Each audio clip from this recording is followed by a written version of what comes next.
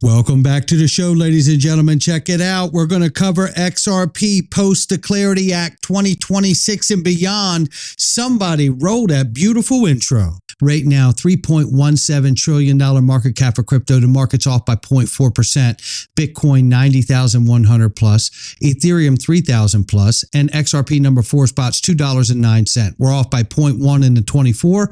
We're up 9.1 on the 7-day. Looking at the range of price, we're ranging between 208 and 216 as we head into the weekend, ladies and gentlemen. We are 6 days away from the markup vote on the Clarity Act. And just to touch on that very quickly for those that aren't here every day in the space, to let you know that is not the passage of the bill. That is a markup vote to agree to take it out of committees and bring it before the Senate floor and then agree to bring it to a floor vote. So if this vote on next Thursday is positive and it passes, then they can schedule a full floor vote from the Senate. And then that second vote, if it passes, will mean that it passed the Senate. Now, at that point, if there's changes in the bill, it may have to quickly go back to the House to get a quick vote in the House to deal with the changes that happen to the bill. If there's no changes in the bill, then it would go directly to the president's desk to be signed into law. A lot of people are already saying that this will be Q1 by the time we get this done at the earliest. So looking for that progress, and we should have a clear visual of what's coming by the vote for the markup next Thursday. Not the passage, but the markup. So we'll keep an eye on it. Now, with that being said, level setting here, the idea of this video is to kind of really lay out where we're at. The end of 25, now into 26, XRP, post the Clarity Act, and crypto, obviously, as well, and beyond. And we start right here with this clip. This matter that you referred to, and whether reserves of central bank should or could include bitcoins, I think there is a view around the table of the Governing Council, and most likely the General Council as well, that reserves have to be liquid, that reserves have to be secure, that they have to be safe, that they should not be plagued by the suspicion of money laundering or other criminal activities. And as a result, I'm confident that reserves will not enter, that bitcoins will not enter the reserves of any of the central banks of the General Council. There you have it right there. That's Christine Lagarde, the president of the European Central Bank for all of the 27, 29 nations in the EU, right? Well, we shall see, I say, because all eyes on the U.S. government and a strategic reserve for digital assets, Bitcoin and other digital assets. I've floated the idea that, Bitcoin could be used to offset the debt if they accumulate it, right? And they could do this with other assets as well. But I just want to start there. Some of the stuff you've seen, some of the stuff you haven't. I have some things I want to share today because we are right before the moment of the market infrastructure bill. And it's important to really kind of frame it, knowing that we are 6 days away of finding out what the rest of this crypto space journey is going to be like, certainly for the next year. The U.S. government is very scared of the world going away from the dollar, and so they want to ensure dollar dominance. President Trump said he wants the BRICS countries not to abandon the dollar. Right? So if countries are moving to own lots of Bitcoin and trade in Bitcoin, the U.S. has to have a lot of Bitcoin, and they have to hold a lot of hash rate, because Bitcoin mining, I think, is this big misnomer. We should really rename it. It's called Bitcoin transaction processing and Bitcoin network security. Two different functions, right? Because if the rest of the globe has 80% of the global hash rate, well, people transacting in the US with Bitcoin may be locked out of 8 out of every 10 transactions, or 8 out of every 10 blocks. And so it becomes of strategic importance for the U.S. to have a lot of mining inside the country. To do that, we have to have much more liberal energy policies. We have to fix FERC and permitting and all these other things. But the U.S. also has to build a very big strategic reserve of Bitcoin, because we have a strategic oil reserve not because we're short of oil in this country. We pump more oil out of the ground here than Saudi Arabia does. We have lots of gold in Fort Knox, not because the dollar's backed by gold. That ended 50 years ago. We have gold in Fort Knox, so if there's an attack on the dollar, the U.S. government has a way to defend the dollar. And it's not something they talk about a lot. We have a strategic petroleum reserve, so the government can control the price of oil domestically, which is what President Biden did not too long ago. And that's exactly the moment we're in. That's what I believe. This is why you've heard me play things like, how do we get these strategic reserves? I believe we get them by issuing a U.S. digital asset bond issuance. Think of this for a moment. I know you've heard me talk about this ad nauseum, but we are 6 days away from the markup vote. And then we could be within the quarter of 2026 of actually having the legislation passed and signed into law. If you think of that, you start looking beyond getting the legislation signed. What does the market look like when there's clear rules to the road?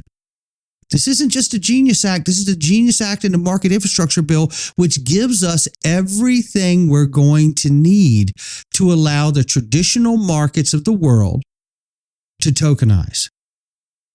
And at that point, some of these assets are going to be extremely important assets because they've allowed for the use and the ability to tokenize their traditional legacy analog markets to digital on-chain economies. What would be the importance of a company that can do that really well? What would be the importance of Bitcoin if we do get a strategic reserve? Well, let's just listen here for a second. They're floating a lot of ideas, Chris, about how to acquire some of these digital assets. Are you hearing anything about the different suggestions on that? And there's obviously, I've talked about this. I know other people have floated the idea. Is it out of the realm of possibility to consider that there would be a new bond issuance of digital assets in the future? Not next Tuesday, but in the future. Oh, I think it's more than a possibility. Yeah. I think you're going to see it at multiple levels. I think you're going to see it at the corporate level. I think you'll see it at municipal levels. And I think ultimately you'll see it at the national level. And I also think that one of the things that really bothered this president about the private administration, government sees crypto. Let me just jump in because it's really great and the whole thing's amazing. But he talks about them, the U.S. government selling it off, and it would have been worth so much more had they kept it. Well, just to go to this gentleman's point, the Mara CEO, Fred Thiel, talking about a strategic Bitcoin reserve. How do you do it? You launch U.S. digital asset bonds, just like wartime bonds. You will deepen the American patriotism in this country because they're going to earn a yield on that bond. Let's call it 4%. That 4% bond is going to pay you.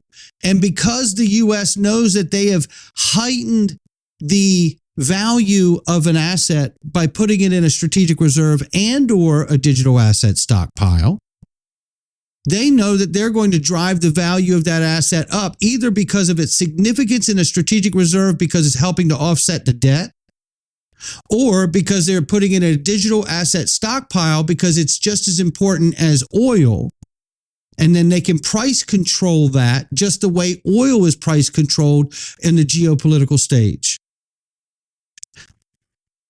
If these assets aren't that important, we miss the mark. I just want to drop that on all of us. Here is evidence that we are right, that we are going to see that. A flash in the pan, New Hampshire back in November of last year, just a couple months ago.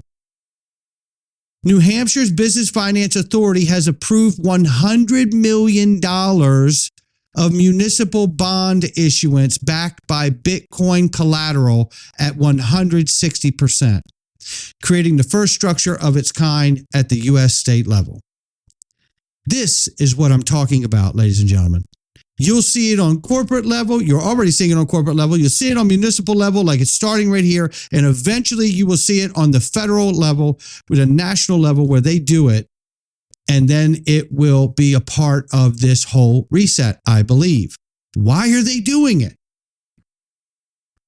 During the 19th century, it was a very expansive notion. We had states issuing currencies, we had railroad companies issuing currencies, you had mines issuing currencies, and you had the federal government issuing currencies. And then we went through a period of high restriction, which reached an apogee in the 1930s when the Roosevelt administration actually banned ownership of gold. Everything had to be based on a federal notion of value. We've expanded that once again. We have a much more liberal approach to that, and we're in a global world where there's many different instruments of value that are competing. The question is whether we go back to a restrictive period again, or whether we go to an open period. And what's going to make the difference is the people. Yeah. At the end of the day, politics does respond.